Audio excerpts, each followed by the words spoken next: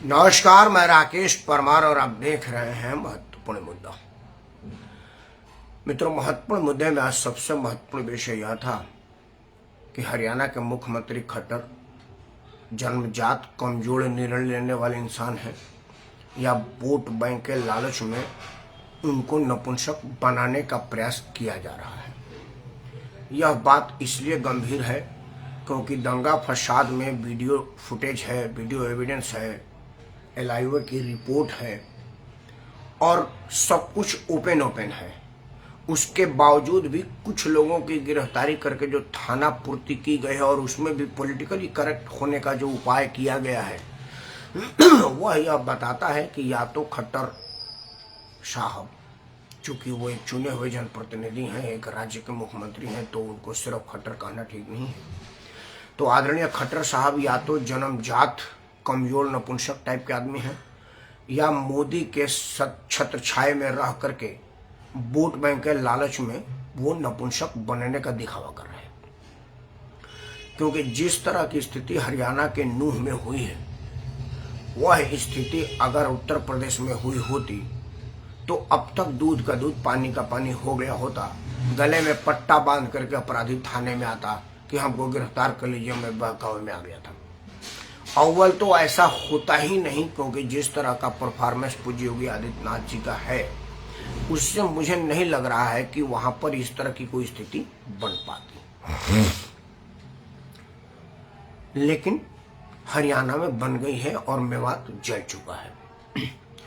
आते हैं मेवात के जलने के असली कारणों पर। मित्रों, आमतौर पर यह प्रचारित किया जा रहा है, सोशल मीडिया हो या मेन मीडिया हो, कि वो एक कोई सोनू मनेसर या मोनू मनेसर करके लड़का है, गौरक्षक। उसने एक वीडियो डाला और उस वीडियो के प्रतिक्रिया में कोहराम और कत्लेआम मच गया। अगर मैं इसी को सत्य मान लूं तो क्या इस देश में आतंकी इतने ज्यादा निश्चिंत, स्वतंत्र और बेलगाम हो गए हैं कि वो किसी एक आदमी की वीडियो डालने पर सैकड़ों लोगों की जान ले लेंगे, करोड़ों के संपत्ति को आगे हवाले कर देंगे और सीधे प्रशासन को चैलेंज कर देंगे?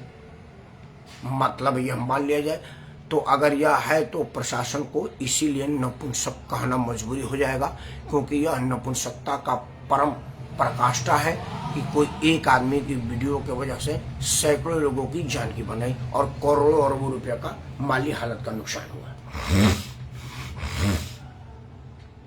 लेकिन इसमें एक बात ध्यान देने वाली है जिस पर ध्यान कम लोगों को जा रहा है। असल में वीडियो में डिस्टेंस नहीं बताई जा रही है।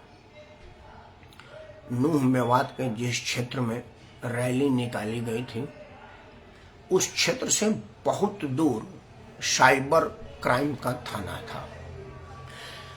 मतलब जिस रूट से, और मान लीजिए कि रूट रैली निकाली जा रही है और रैली के द्वारा लोग उद्वेलित हुए, आतंकित हुए या उग्र हुए और उन्होंने रैली पर पथराव कर दिया, तो रैली के रास्ते में आने वाले थानों को प्रभावित होना पड़ता, उसको फूंकना पड़ता या उसका नुकसान होता। लेकिन जानिए कि रैली इधर जा रहा है और साइबर थाना इधर जा रहा है। पर समझ लीजिए कि ये मान लीजिए सीधे स्टेट रैली जा रहा है और साइबर थाना कहाँ है, ऐसे साइड में रहता हुआ जा रहा है। वहां से इतनी दूर है कि बीच में 3 थाने पड़ रहे हैं। उग्र भीड़ उन तीनों थानों पर ताकती भी नहीं है, वहां कोई नुकसान नहीं होता है। नुकसान हो रहा है उस 3 थाने के बाद का एक थाना, साइबर थाना पर। यही असली जड़ है मेवात के आतंक और आतंकित करने के मुद्दे का, जो अब बिल्कुल शीशा की तरह से साफ है, गंगा जी की तरह से चमक रहा है। मित्रों, उसका पृष्ठभूमि में जाइए।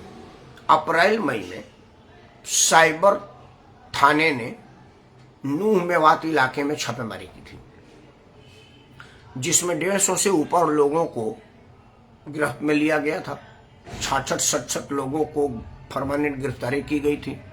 सैकड़ों mobile phone, ATM, swapping machine और बहुत सारा आपत्तिजनक सामग्री बरामद हुई। उसका परिणाम था कि 30 से 35% साइबर क्राइम रुक गए थे। जो आप लोगों को वो टेलीफोन पर पिन कोड फलाना दिमागा बोल करके जो कहा जाता था, पहले झारखंड में होता था, अब वो नूह मेवात में शिफ्ट हो गया था। साइबर पुलिस ने इसमें कमर तोड़ने का काम किया था। वो साइबर अपराधी इसी बात पर खार खाए हुए थे और साइबर थाने में जब सबूतों को लेने का अपना पॉलिटिकली अप्रोच खूब लगाए। वहां का विधायक इस बात के लिए बड़ा प्रयास किया और उसने इसको मतलब धार्मिक दंगा और गुंडई का दंगा और गौ रक्षा और गौ समिति का दंगा बनाने का प्रयास किया।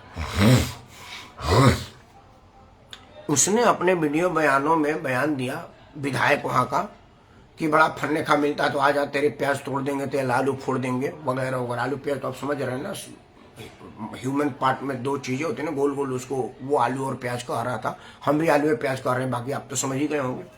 उसको फोड़ने काटने और तोड़ने का बात वो सार्वजनिक तौर पर कर रहा था। विधानसभा में तक कहा है कि वो एक सोनू मोनू कौन सा मानेसर है, एक बार आ जाए मेवात में, देखे उसको आलू फोड़ देते हैं, प्याज काट देते हैं।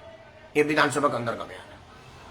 और उसने भरसक प्रयास किया कि ये हिंदू मुस्लिम दंगा करा करके और इसके एवज में पकड़ करके लोगों को सजा दी गई। लेकिन यह मोनू पंजाबी या सोनू पंजाबी या जो नाम है, या सॉरी मेवाती या मानेसर कौन सा नाम है, उसका मैं नाम नहीं जानता।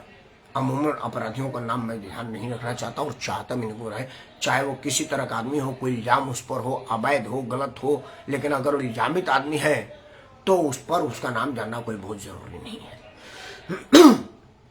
मित्रों, तो क्या हुआ कि यह एक बहाना आया। यह जो शिव जी का जल चढ़ाने का यात्रा निकल रहा था, यह यात्रा पहले भी निकला है और निकलता रहा है। थोड़े बहुत झड़प या थोड़ी बहुत विरोध प्रदर्शन पहले भी होता रहा, क्योंकि इस देश में जहां मुस्लिम आबादी होगी वहां से हिंदुओं का किसी तरह का जुलूस शांतिपूर्ण निकल ही नहीं सकता है। यह बात बताने की जरूरत नहीं है किसी को। तो वहां भी मेवात 80 से 90% मुस्लिम बहुल इलाका है। वहां कोई भगवान का नाम ले, हिंदू धर्म का नाम ले और निर्विवाद रूप से निकल जाए, इतना उदार मुसलमान नहीं है। क्यों? क्योंकि उसको होने नहीं दिया जाता है। लेकिन इस तरह की हिंसक आगजनी, इतना विभत्स रूप की स्थिति इसके पहले कभी नहीं आई है। बड़े बुजुर्गों के बीच बचाव से मामला निपट गया है। लेकिन यह तब निपटा है जब साइबर क्राइम का वर्चस्व इतना ज्यादा नहीं बढ़ा था और साइबर क्राइम का कमर तोड़ने के लिए साइबर पुलिस ने इतनी बड़ी ऑपरेशन नहीं चलाई थी। इसके पहले अब की बार क्या मतलब नजारे बदले थे। साइबर क्राइम का कमर टूटा था। साइबर क्रिमिनल सारे अपने अपने अपराध बंद कर दिए थे। 25 से 30% साइबर क्राइम बंद हो गया था और उसका सबूत उस थाने में बंद था। इसके आड़ में साइबर अपराधियों ने 3 थाना छोड़ करके जाकर के साइबर थाने के दीवार को लूटे हुए बस से तोड़ा, वहां खड़ी गाड़ियों में आग लगाए, वहां पुलिस को आतंकित किया और सारे सबूत लूटने का प्रयास किए। यह बात मुझे अभी मालूम नहीं है कि वो सबूत सुरक्षित हैं या लूट लिए गए हैं। यह बात पुलिस का लोग बताएंगे कि क्या स्थिति है। लेकिन यह बात अब स्पष्ट हो गया कि साइबर थाने को तहस नहस करने के पीछे साइबर अपराध को तोड़ने, साइबर अपराध को नियंत्रण करने की जो हरियाणा सरकार की मंशा थी, असल में उस मंशे को तोड़ने का काम था, तोड़ने का प्रयास था और वो प्रयास सफल होता हुआ दिख रहा है। क्योंकि वोट बैंक के लालच में उन आतंकियों को कोई बहुत बड़ी कार्रवाई होती हुई मुझे नहीं दिख रही है। 2-3 बच्चे पकड़े गए हैं, हजारों की संख्या में बमबारी, फायरिंग और आगजनी की गई थी और 10-20 लोगों को पकड़ करके सिर्फ खाना पूर्ति की जा रही है। क्योंकि अभी दुनिया में और कोई समाचार ही नहीं है। तो खट्टर साहब क्या करते कि आप क्या कर रहे हैं, तो हमने अपराधी पकड़े हैं जी। अब वो जो पकड़े हैं वो पकड़े हैं, कितने पकड़े गए हैं, किस तरह के पकड़े गए हैं, अब यह बात आएगा नहीं और इसको आने नहीं दिया। लेकिन जगदीश खट्टर अपना इकबाल खत्म कर रहे हैं। खट्टर साहब को शायद इस बात का ज्ञान नहीं है कि पहली वाली सफलता उन्होंने दूसरी बार में नहीं पा सके थे और तीसरा बार का तो भगवान जाने या मोदी जाने। हरियाणा की जनता तो पिछले बार भी जान गई थी और आपको क्या की थी।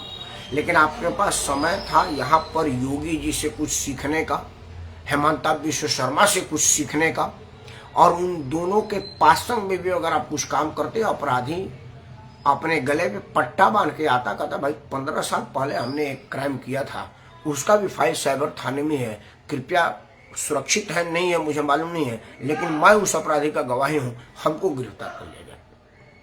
लेकिन इस तरह का बात आपसे होने नहीं दिया जाएगा, क्योंकि 2024 का चुनाव सर पर है और मुस्लिम प्रश्न में भारतीय जनता पार्टी का कोई मुकाबला किसी से है ही नहीं। अगर इसको बड़ी ध्यान से देखा जाएगा तो जब जब भाजपा आई है, मुस्लिम आतंकी का वर्चस्व बढ़ा है और मुसलमान एग्रेसिव हुआ है, और उसी एग्रेशन के आड़ में हिंदू मुस्लिम पोलराइजेशन हो रहा है और भाजपा का जीत का आधार तैयार हुआ है। और यह बात भाजपाई जानते हैं, इसीलिए वो हमेशा हिंदू मुस्लिम का वर्चस्व का दिखावा करते हैं, एक्शन नहीं लेते हैं। क्योंकि मुस्लिम भलाई का काम जो भारतीय जनता पार्टी ने किया है वह मुस्लिम लीग में नहीं किया है। लेकिन मित्रों, एक बात भाजपा भूल रही है कि यह जमाना सोशल मीडिया का है, मोबाइल का है। अब हर आदमी पत्रकार है जिसके पास मोबाइल वाला कैमरा है, और अब मोबाइल वाला कैमरा किसी के पास नहीं है ऐसा कोई नहीं है। वही आदमी है जिसको मोबाइल बिल्कुल चलाने ही नहीं आता है, वो क्या करेगा स्मार्टफोन लेकर के, वो भी भजन सुनने के लिए स्मार्टफोन रखा हुआ है। और जिसके पास हम जैसे जो थोड़ा सा सक्षम लोग हैं, जिनको स्थितियों की समझने की क्षमता है और तुरंत रिकॉर्ड कर देने की सलाहियत है, वो सब लोग अलग अलग जगहों पर मोबाइल से रिकॉर्ड कर लेते हैं। जैसे एक परसेप्शन बिल्ड करने का प्रयास किया गया था कि एक अत्याधुनिक हथियार से लैस सादी वर्दी में लोग घूम रहे थे, उनको कहा जा रहा था कि ये हिंदू बजरंग दल के लोग हैं और देखिए अत्याधुनिक हथियार लेके जा रहे हैं। आज एक निजी चैनल ने उस सब लोगों को बुला करके उनका पहचान सार्वजनिक किया। उन्होंने बताया कि असल में क्या था कि वर्दी में हम जाते तो लोग भड़क सकते थे, नाराज हो सकते थे, डर सकते थे, क्योंकि हमारे पास अत्याधुनिक था।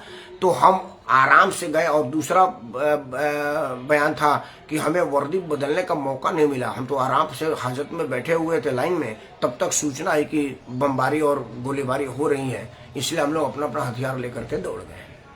लेकिन उसका प्रशिक्षण बिल्ड करने का प्रयास किया जा रहा था कि हिंदू और बजरंग दल के लोगों ने अत्याधुनिक हथियार से फायरिंग किया है, जबकि उधर से पहाड़ी की तरफ से फायरिंग आ रहा था मंदिर में छुपे हुए सनातनियों को ऊपर से। योगी आदित्यनाथ के उदाहरण को जगदीश खट्टर अगर नहीं लेंगे तो खत्म हो जाएंगे। ना तो 2024 में हरियाणा में वो अपने नेता का कोई मदद कर पाएंगे और न स्वयं का मदद कर पाएंगे, क्योंकि वो जिस कौम की तलवे चाटने का प्रयास कर रहे हैं वो कौम किसी का नहीं होता। वो अपने बाप का नहीं होते तो तुम्हारा क्या होगा? जगदीश खट्टर बात आप क्यों नहीं समझ रहे हो?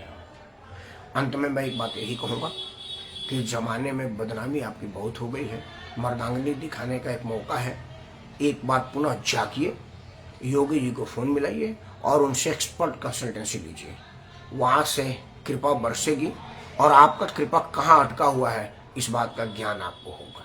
और अगर आपको इस बात का ज्ञान हो जाएगा और पूज्य योगी आदित्यनाथ जी की अगर दिव्य दृष्टि प्राप्ति आपको हो जाएगी तो आप अपराधी देखने में सक्षम हो जाएंगे, सलाहियत पा जाएंगे। और अगर आपने अपराधी देख लिया तो उत्तर प्रदेश जैसा जातीय और धार्मिक या किसी भी तरह का अपराध का समूल नष्ट हो जाएगा, और तभी आप योगी मोदी का मदद कर पाएंगे और अपना भी मदद कर पाएंगे। नहीं तो आपका क्या होगा यह तो अभी 2-4 दिन की हुई घटनाओं ने बता ही दिया है कि भाजपा का कट्टर समर्थक लोग ये कहने लगा है कि खट्टर को खटाल भेजो, किसी और को लगाम लगाओ। यह बात आप क्यों नहीं समझ पा रहे हैं? मैं नहीं समझ पा रहा हूँ।